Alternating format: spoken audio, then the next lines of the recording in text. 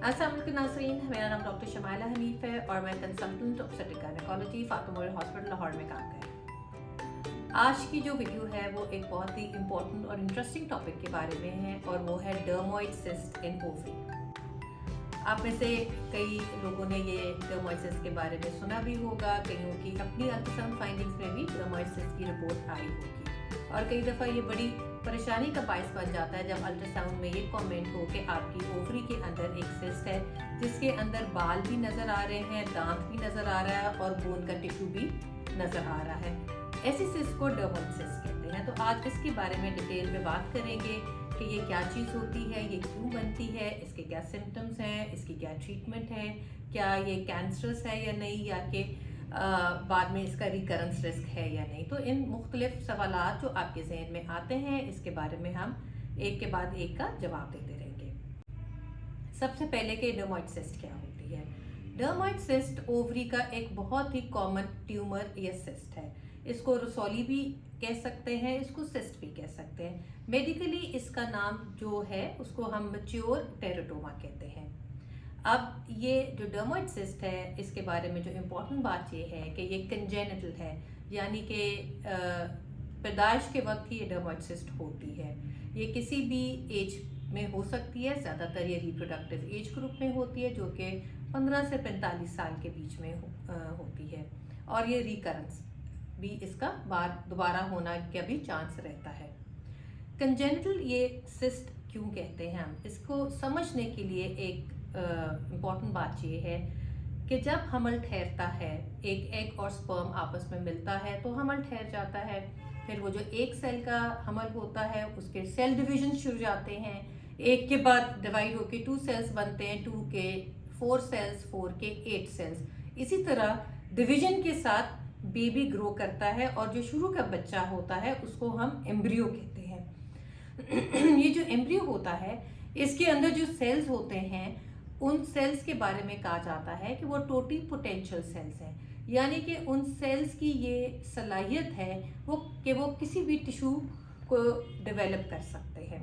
इसी तरह जब बच्चा बनता है उसके अंदर जब टोटी पोटेंशियल सेल्स होते हैं उसमें से कुछ सेल्स बच्चे का दिमाग बनाता है, कुछ आंखें, कुछ नाक, कोई हाथ, पाँव, पेट में डिफरेंट अज्जा, इस तरह वो डिफरेंट सेल्स जो हैं मुख्तलिफ ऑर्गन्स की शक्ल ले लेते हैं। ये जो टोटी पोटेंशियल सेल्स हैं, कभी कभी ऐसा होता है कि ये जो टोटी पोटेंशियल सेल्स हैं वो जिस्म के कुछ अज्जा में वैसे ही रह जाते हैं और डोरमेंट रह जाते हैं, यानी कि वो इनएक्टिव फॉर्म में पड़े रहते हैं। वक्त के साथ, सालों के साथ बच्चा जब पैदा होता है, फिर वो जब बड़ा हो जाता है, खासकर हम गर्ल्स की बात कर रहे हैं, तो ये जो टोटी पोटेंशियल सेल्स जहाँ जहाँ मौजूद हैं वहाँ वो सिस्ट फॉर्म कर सकते हैं, यानी कि उनमें वो सलाहियत तो होती है कि ये कोई भी टिश्यू बना सकते हैं, तो ये एक्टिव हो जाते हैं और एक्टिव में जब ये डिफरेंट टाइप ऑफ टिश्यू बनाते हैं वो कलेक्ट होके एक सिस्ट का फॉर्म दे देते हैं। अमूमन ये देखा गया है कि ये जो सेल्स हैं ये ज़्यादातर बाल बना देता है, दांत बना लेता है, बोन का टिश्यू बना लेता है, कई दफ़ा ब्रेन का टिश्यू बन जाता है, तो ये कलेक्टिवली एक सिस्ट फॉर्म करता है जिसको हम डर्मोइड सिस्ट कहते हैं। तो डर्मोइड सिस्ट अंडेदानी के अलावा और भी अज्जा में हो सकते हैं, यानी कि आंख में, स्पाइन में, ब्रेन में, और ओवरी तो फीमेल्स में एक कॉमन ऑर्गन है जहाँ डर्मोइड सिस्ट पाई जाती है। खवातीन में ये एक मोस्ट कॉमनेस्ट ओवेरियन सिस्ट है। ये देखा गया कि खवातीन में 10 से 15% जो खवातीन है उनमें डर्मोइड सिस्ट कभी ना कभी डेवलप हो जाती है।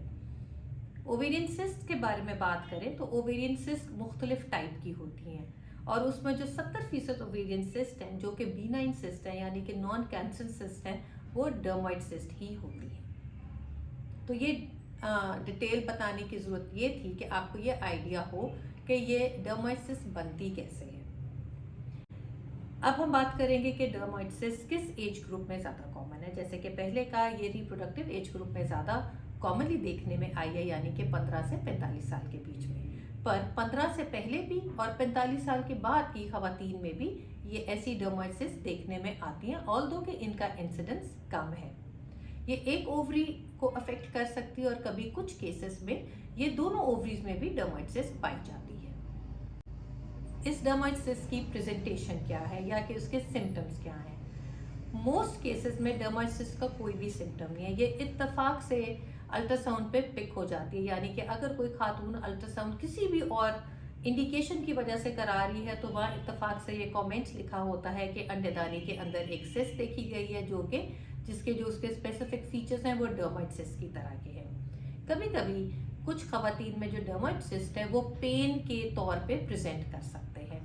अब डर्माइटिस में पेन क्यों होती है, इसका मतलब ये है कि डर्माइटिस के अंदर कोई कॉम्प्लिकेशन हो गई है जिसकी वजह से खातून को पेन या दर्द का दौरा उठा है। और वो कौन सी कॉम्प्लिकेशंस हैं? Number 1, torsion. टॉर्शन का मतलब ये है कि जब सिस्ट अंडेदानी में होती है वो अपने ही इर्द गिर्द बल खा जाती है। कई दफ़ा वो एक दफ़ा ट्विस्ट हो जाती है, कई दफ़ा मल्टीपल ट्विस्ट 2, 3, 4 दफ़ा भी ट्विस्ट हो जाती है। ये एक मेडिकल इमरजेंसी है क्योंकि जब ओवरी और साथ में जो सिस्ट है वो अपने ही इर्द गिर्द बल खा गई, अपने लिगामेंट के ऊपर बल खाती गई है, तो जो ब्लड सप्लाई अंडेदानी को जा रहा है वो अफेक्ट हो जाता है। और अगर इसको टाइमली एड्रेस ना किया जाए या टाइमली इसकी सर्जरी ना की जाए तो जो ओवरी को ब्लड सप्लाई बिल्कुल ही ख़त्म हो जाता है, जो ओवरी है वो नकारा हो जाती है, वो डेड हो जाती है। सो ये एक मेडिकल इमरजेंसी है जिसको फ़ौरन सर्जिकली ट्रीट करना पड़ता है और ये पेन के साथ प्रेजेंट करती है। दूसरी कॉम्प्लिकेशन वो है इन्फेक्शन। कभी कभी ये जो डर्माइटिस है इसके अंदर इन्फेक्शन हो सकती है जिसकी वजह से पेन भी होती है और कभी कभी बुखार भी हो सकता है। ऐसी कंडीशन में भी हमेशा सर्जरी की तजवीज़ देते हैं। थर्ड कॉम्प्लिकेशन है वो ये है कि उसको हम कहते हैं रप्चर, यानी कि जो डर्माइटिस है वो फट जाती है, वो रप्चर कर जाती है और जो उसके अंदर के अज्जा हैं यानी कि उसके अंदर जो थिक फ्लूइड है, जो बाल है, वो पेट में गिर जाते हैं जिसकी वजह से कई दफ़ा दर्द का दौरा भी शदीद उठता है और पेट में जो सारी उसकी अंदर के मवाद है वो पेट में इरिटेट करने लग जाता है। ये भी एक मेडिकल इमरजेंसी है, इसमें भी सर्जरी एडवाइस की जाती है। जो फोर्थ कॉम्प्लिकेशन है उसको हम कहते हैं मेलिग्नेंसी यानी कि कैंसर। कभी कभी डर्माइटिस के अंदर मेलिग्नेंट चेंज या कैंसरस चेंज भी आ सकता है जिस सूरत में वो दर्द के साथ भी प्रेजेंट करता है। अब हम बात करेंगे कि जो डर्माइटिस है क्या ये कैंसरस होता है या कि ये बीनाइन होता है। तो ये देखने में आया कि मेजॉरिटी केसेस में यानी कि 97% केसेस में ये बीनाइन होते हैं, यानी कि ये नॉन कैंसरस, इसमें कैंसर नहीं होता है। बस थोड़ी सी परसेंटेज जो कि 1 से 2% केसेस हैं उनमें कैंसर के जर्रे पाए जाते हैं और उसमें हम ये इसको मेलिग्नेंट डर्माइटिस कहते हैं, जिसका मेडिकली टर्म जो कहते हैं उसको हम इमैच्योर टेरेटोमा कहते हैं। वो कौन से केसेस हैं जहाँ कैंसर होने के चांसेस आता है? वो नंबर 1 ये है कि अगर किसी की डर्माइटिस किसी खातून की एज 20 साल से छोटी है या कि वो मीनोपॉजल है यानी कि 50 साल से ज़्यादा। अगर किसी की डर्माइटिस की ग्रोथ रैपिड हो रही है यानी कि बड़ी जल्दी ही दिनों में या हफ्तों में उसका साइज़ बहुत ज़्यादा बढ़ने लग गया है तो उसमें भी थोड़ा सा रिस्क हो जाता है कि कहीं ये इसमें कैंसर तो डेवलप नहीं हो रहा। और थर्ड ये कि अगर किसी की डर्माइटिस 10 सेंटीमीटर से भी बड़ी है तो उस सूरत में थोड़ा सा शक रहता है या रिस्क ये रहता है कि इसमें कोई कैंसर चेंज ना हो। इसको डायग्नोज कैसे करते हैं? डायग्नोज का बड़ा सीधा तरीका है। इत्तेफाक से मेजॉरिटी जो खवातीन है उनको तो पता ही बाय चांस चलता है जब वो अल्ट्रासाउंड कराते हैं और अल्ट्रासाउंड में इसके टिपिकल फीचर्स होते हैं जो कि एक स्पेशलिस्ट अल्ट्रासोनोलॉजिस्ट बड़े आसानी से पिक कर जाते हैं। जो इसके अंदर जो मवाद है, जो हेयर है, दांत है, बोन है, वो स्पेसिफिक इमेजेस प्रोड्यूस करता है अल्ट्रासाउंड में जिसमें जो रेडियोलॉजिस्ट हैं बड़े आसानी से पिक कर जाते हैं कि डर्माइटिस है। कभी कभी ऐसे सिनेरियो हो सकता है कि जो अल्ट्रासोनोलॉजिस्ट हैं वो सही तरह पिक ना कर सके ये किस नौयत की सिस्ट है। ऐसे केसेस में आपके जो डॉक्टर हैं आपको MRI की तजवीज़ देते हैं जिसमें क्लियरली ही डिफ्रेंशिएट हो जाता है कि ये डर्माइटिस है या नहीं। अब हम बात करेंगे डर्माइटिस की ट्रीटमेंट क्या है। डर्माइटिस की कोई भी मेडिकल ट्रीटमेंट नहीं है, एक ही ट्रीटमेंट है और वो है सर्जिकल ट्रीटमेंट। अब ये आपको बताएं कि क्या सर्जरी किन केसेस में इंडिकेटेड है या कि सब केसेस में ऑफ डर्माइटिस पे क्या हम सर्जरी कराते हैं, अब इसके बारे में हम बात करेंगे।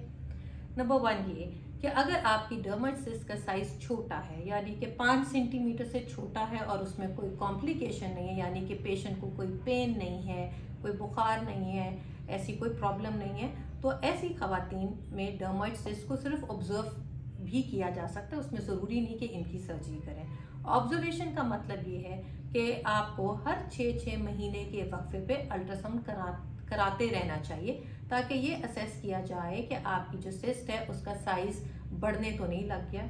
क्योंकि अगर साइज़ बढ़ने लग गया है, 5 सेंटीमीटर से ज़्यादा हो गया है, उस सूरत में सर्जरी की एडवाइस की जाती है। अब हम बात करते हैं कि सर्जरी किन केसेस में इंडिकेटेड है। नंबर 1, अगर किसी की डर्मोइड सिस्ट 5 सेंटीमीटर से बड़ी है। नंबर 2, अगर रैपिडली ग्रोइंग सिस्ट है, यानी कि पहले जब ऑब्जर्व किया था तो सिस्ट का बहुत छोटा साइज था और 6 महीने में देखा कि एकदम बहुत बड़ा साइज हो गया, इनको भी सर्जरी एडवाइस की जाती है। अगर किसी को पेन है, क्योंकि पेन इंडिकेट करता है कि डर्मोइड सिस्ट के अंदर कोई कॉम्प्लिकेशन हो गई, यानी कि टॉर्शन, इन्फेक्शन, रप्चर, तो वो भी एक मेडिकल इमरजेंसी है जिसमें सर्जरी की एडवाइस की जाती है। अब हम बात करेंगे कि सर्जरी किस तरीके से की जाती है। सर्जरी करने के 2 तरीके हैं। एक है जो कन्वेंशनल लेप्रोटमी, यानी कि पेट में कट देना और फिर अंडेदानी के अंदर जो सिस्ट है उसको निकाल देना, सिस्टेक्टमी करना। दूसरा तरीका है कैमरे के जरिए, यानी कि हम लेप्रोस्कोपिक तरीके से भी डर्मोइड सिस्ट निकालते हैं। लेप्रोस्कोपिक सर्जरी एक की होल सर्जरी है जिसमें एब्डोमेन के अंदर 2 या 3 इंसिजन्स देके छोटे इंस्ट्रूमेंट्स अंदर जाते हैं और कैमरे के जरिए हम वो सिस्ट निकाल देते हैं। लेप्रोस्कोपिक सर्जरी को बेहतर समझा जाता है इसलिए कि वो लेस पेनफुल है और उसकी रिकवरी भी जल्दी हो जाती है। पर अगर किसी खातून की डर्मोइड सिस्ट इतनी बढ़ गई है तो उस सूरत में कई दफ़ा खोल के सर्जरी की एडवाइस की जाती है। सर्जरी में हमेशा सिस्ट को ही निकाला जाता है और जो बाकी ओवरी है उसको रिकंस्ट्रक्ट कर दिया जाता है। रेयरली कभी ऐसा हो सकता है कि ख़ास तौर पे अगर किसी पेशेंट की टॉर्जन है, यानी कि उसकी ओवरी और सिस्ट बल खा गई थी और जब सर्जरी की तो वो ओवरी जो है वो बिल्कुल डेड नज़र आ रही है, नेक्रोटिक, डेड, बिल्कुल गली हुई, तो ऐसे केस में वो ओवरी भी निकाल दी जाती है और उसको हम कहते हैं ओफरेक्टमी। इसलिए रिकमेंड किया जाता है कि जैसे ही डर्मोइड सिस्ट का पता चले और वो पेन से प्रेजेंट कर रही है तो उसको जल्द अज जल्द सर्जरी से मैनेज कर लेना चाहिए, ताकि आपकी ओवरी का जो ब्लड सप्लाई है वो बरकरार रहे, आपकी ओवरी को बचाया जा सके। एक और कॉमन सवाल जो ख़वातीन पूछती हैं कि क्या अगर हम इसको ट्रीटमेंट ना करें तो क्या ऐसे हो सकता है कि ये डर्मोइड सिस्ट खुद ब खुद ख़त्म हो जाए? तो ऐसा बिल्कुल भी नहीं है। आपने कई दफ़ा सुना होगा कि जाहिर बात है अंडेदानी में बहुत मुख्तलिफ किस्म की सिस्ट हो जाती हैं। कई दफ़ा बिल्कुल पानी वाली सिस्ट भी अल्ट्रासाउंड में नज़र आती है। जो सिर्फ पानी वाली सिस्ट है और छोटे साइज़ की है वो कई दफ़ा खुद ब खुद डिज़ोल्व हो जाती है।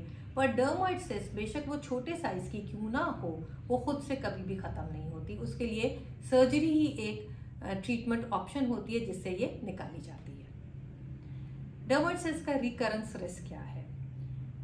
इसका रिकरेंस रिस्क ऑलमोस्ट 3 to 5% कहा जाता है। जैसे कि पहले आपको समझाया कि ये टोटी पोटेंशियल सेल्स जो एक खातून जब अपने माँ के पेट में थी उस वक्त वो टोटी पोटेंशियल सेल्स इधर उधर मुख्तलिफ जगहों पे डिपॉजिट हो जाते हैं और वो वक्त के साथ यंग एज में वो डेवलप करने लग जाते हैं, ग्रो करने लग जाते हैं, वो एक्टिव हो जाते हैं और वेरियस टिश्यू बनाने लग जाते हैं। तो अगर ओवरी के अंदर एक दफ़ा डर्मोइड सिस्ट मौजूद थी और उसकी सर्जरी से रिमूवल कर दी गई तो ये उतना ही ज़्यादा चांस है कि वो जो टोटी पोटेंशियल सेल्स हैं वो ओवरी में दूसरी किसी और जगह पे भी मौजूद हो और दूसरी ओवरी में भी मौजूद हो सकते हैं, जो खुद भी वक्त के साथ दोबारा एक्टिव हो जाएं और फिर ये एब्नॉर्मल टिश्यू डेवलप करने लग जाएं। तो डर्मोइड सिस्ट के बारे में ये कहा जाता है कि ये रीकर या दोबारा हो सकती है, जो कि 3 से 5% इसका रिस्क है। इसके लिए कोई स्पेशल फूड या खुराक नहीं है या कि कोई इसकी दवाई नहीं है जिससे ये प्रिवेंट किया जाए कि दोबारा ना हो। अगर किसी का इंसिडेंस है कि उसको ये दोबारा डर्मोइड सिस्ट रिकर करनी है तो वो ज़रूर होगी, उसको किसी भी तरीके से रोका नहीं जा सकता। अगर मीनोपॉजल खातून यानी कि 50 साल से ज़ायद एज पे डर्मोइड सिस्ट का पता चले तो उस वक़्त क्या रिकमेंड किया जाता है? इस एज पे भी रिकमेंड सर्जरी ही तजवीज़ दी जाती है और ज़्यादातर इस एज में क्योंकि फैमिली भी कंप्लीट हो जाती है, रिकरेंस रिस्क भी ज़्यादा होता है और ये जैसे पहले कहा कि थोड़ा सा रिस्क है वो डर्मोइड सिस्ट के अंदर कोई कैंसर के ज़र्रे ना हो तो इसलिए सर्जरी एडवाइस की जाती है अमूमन ऐसी एज पे जो कि 50 से ज़्यादा खातून की एज है, उनमें सर्जरी सिर्फ सिस्ट नहीं निकाली जाती, उनमें कई दफ़ा ओवरी निकालने की भी एडवाइस की जाती है, जिसको हम ओवरेक्टमी कहते हैं। क्या डर्माइड सिस्ट फर्टिलिटी को अफेक्ट करती है या नहीं, ये एक बहुत ही कॉमन सवाल है। डर्माइड सिस्ट की प्रेजेंस पे यूजुअली फर्टिलिटी अफेक्ट नहीं होती, पर ऑब्वियसली जब ओवरी के अंदर इतनी बड़ी सिस्ट मौजूद है, इसके लिए हम सर्जरी हमेशा एडवाइस करते हैं। और सर्जरी के लिए ये भी कहा जाता है कि जल्दी पता चल जाए तो जल्दी ही सर्जरी करा लें, इससे पहले कि वहाँ कोई कॉम्प्लिकेशन हो जाए, यानी कि वो रप्चर कर जाए या उसके अंदर टॉर्शन हो जाए, तो उस वक्त ओवरी को बचाने भी मुश्किल हो जाता है। तो इसलिए अगर डर्माइड सिस्ट का पता चला है तो उसको सर्जिकली रिमूव करा लेना चाहिए। सर्जरी में जैसे कि पहले का सिर्फ सिस्ट निकाली जाती है, आपकी ओवरी नहीं निकाली जाती। जो आपका बाकी ओवरी का टिश्यू है, जो हेल्दी टिश्यू है, वो छोड़ दिया जाता है, इसीलिए ताकि उसमें जो एग्स मौजूद हैं वो आपकी फर्टिलिटी के लिए फ़ायदेमंद और यूज़ हो सके। क्या डर्माइड सिस्ट फर्टिलिटी को अफेक्ट करती है या नहीं, ये एक बहुत कॉमन सवाल पूछा जाता है। डर्माइड सिस्ट का फर्टिलिटी से कोई डायरेक्ट कनेक्शन नहीं है, पर जहाँ कहीं डर्माइड सिस्ट मौजूद होती है वहाँ हम जैसे पहले कहा कि कॉम्प्लिकेशन होने का चांस ज़्यादा है, यानी कि रप्चर हो जाए, उसमें इन्फेक्शन हो जाए या वो उसमें टॉर्शन हो जाए, जिसकी वजह से अगर पूरे अंडेदानी का ही ब्लड सप्लाई ख़त्म हो जाता है तो ओवरी डेड हो जाती है। तो ऐसी सूरत में ऑब्वियसली फर्टिलिटी के चांसेस भी बहुत कम हो जाते हैं, क्योंकि सर्जरी में फिर ओवरी भी बचाई नहीं जा सकती। सो लिहाजा जब भी डर्माइड सिस्ट का पता चले वो 5 सेंटीमीटर से ज़्यादा है, तो ये आपके डॉक्टर आपको बेस्ट मशवरा यही देंगे कि इस सिस्ट को निकाल लेना चाहिए, ताकि जो रेमिनेंट हेल्दी टिश्यू है ओवरी का वो पड़ा रहे और आइंदा जो प्रेगनेंसी प्लान करना चाह रहे हैं उनकी फर्टिलिटी भी सेफ रहे। अब हम बात करेंगे कि प्रेगनेंसी में अगर डर्माइड सिस्ट का पता चले तो उस वक्त क्या करना चाहिए। मेजॉरिटी ऑफ द टाइम जो डर्माइड सिस्ट हैं वो प्रेगनेंसी में ही पता चलते हैं, क्योंकि खातून अपनी रूटीन स्कैन पे अल्ट्रासाउंड करवाती हैं, उसमें इत्तेफाक से पता चलता है कि ओवरी में डर्माइड सिस्ट है। तो अब इसमें क्या करना चाहिए, सर्जरी वर्सेस कंजर्वेटिव ट्रीटमेंट, यानी कि क्या सर्जिकली इसको रिमूव कर लेना चाहिए या कंजर्वेटिव ट्रीटमेंट यानी कि कुछ भी ना करें और डिलीवरी का इंतज़ार करें, डिलीवरी के बाद रिमूव करना चाहिए। दोनों ऑप्शंस के अपने प्रोज और कॉन्स हैं। तो सबसे पहले हम बात करेंगे अगर हम सर्जरी एडवाइस करें। यूजुअली प्रेगनेंसी में जब सर्जरी एडवाइस करते हैं डर्माइड सिस्ट को रिमूव करने के लिए, तो वो अमूमन 16 से 18 हफ्ते तक यानी कि सेकेंड ट्राइमेस्टर में एडवाइस किया जाता है, ताकि वो सेफली हो जाए, प्रेगनेंसी पे कोई इतना ज़्यादा नुकसान ना हो। अगर हम इस वक्त डर्माइड सिस्ट को नहीं रिमूव करते और इसको छोड़ देते हैं ताकि डिलीवरी के बाद रिमूव करें, तो क्या प्रॉब्लम हो सकती है।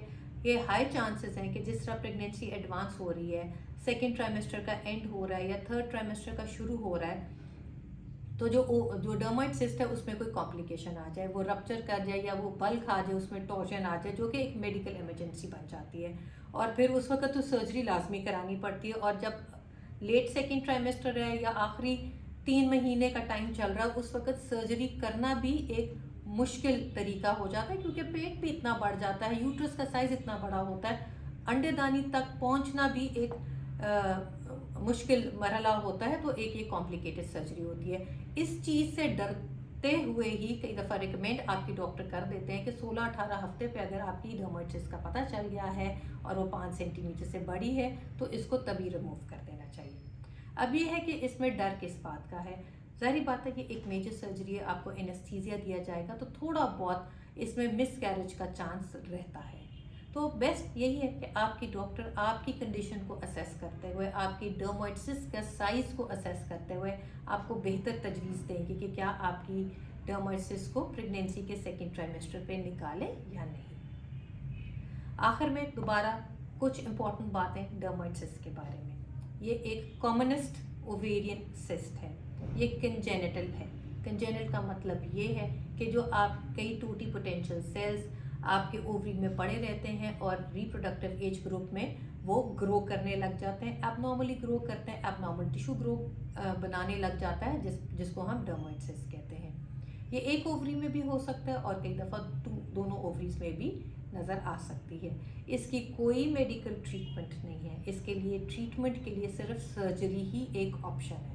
सर्जरी के लिए ज़रूरी है कि 5 सेंटीमीटर के साइज़ ज़्यादा हो तो सर्जरी रिकमेंड की जाती है, या उसके अंदर किसी भी खातून को डर्माटाइटिस की वजह से पेन हो रही है जहाँ इंडिकेट कर रहा है कि वहाँ कोई टॉर्जन है या उसमें रप्चर है तो सर्जरी रिकमेंड की जाती है। अगर 5 सेंटीमीटर से छोटी डर्माटाइटिस है और उसके साथ कोई भी तकलीफ नहीं है तो एक खातून ये फैसला ले सकती है कि वो अभी सर्जरी ना कराए, पर उसको रेगुलर फॉलोअप पे तो ज़रूर रहना पड़ता है। हर 6 महीने बाद रेगुलर फॉलोअप अल्ट्रासाउंड के ज़रिए ज़रूर कराना चाहिए। और अल्ट्रासाउंड जो फॉलोअप अल्ट्रासाउंड है उसमें अगर साइज़ तेज़ी से बढ़ता हुआ नज़र आ रहा है तो प्लीज़ आप इसको कंजर्वेटिव ट्रीटमेंट को फॉलो ना कीजिएगा। उस वक्त आपके डॉक्टर आपको ज़रूर सर्जरी का एडवाइस करेंगे, उससे ना डरिए और सर्जरी ज़रूर करा लीजिए। मैं उम्मीद करती हूँ कि अगर आपके जहन में डर्माटाइटिस के बारे में कोई सवालात थे तो वो एड्रेस हो गए हैं, आपको आपकी क्वेरीज क्लियर हो गए हैं। इसके बावजूद भी अगर कोई जहन में सवाल रह जाए तो आप कमेंट सेक्शन में पूछ सकते हैं। अपना बहुत सारा ख्याल रखें, खुश रहें, अल्लाह हाफ़िज़।